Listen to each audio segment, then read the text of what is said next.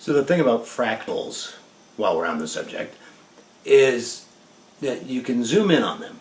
And as you increase your magnification, you come closer and closer, instead of finally getting somewhere, what you get is a repetition of the pattern you had when you started. So it gets, as you zoom in, instead of getting the straight line you're looking for, you get a repetition of the curvy line that you started with.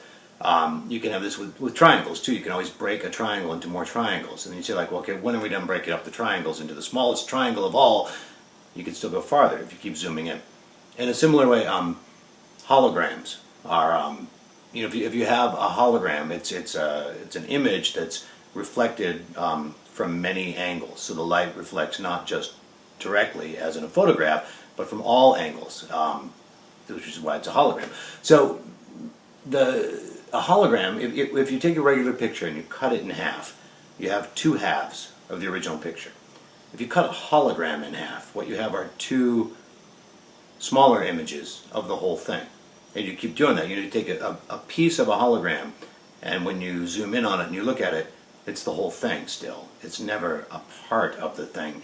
The whole is always reflected in the piece. So, have you ever been somewhere and you smelled something and it took you back to another time? It reminded you of a whole series of other things. It wasn't the smell and you thought, oh, that smells like lilacs. No. You smelled lilacs and it made you think of this whole thing and you're transported back in time. Think about that kind of stuff when you listen to this song.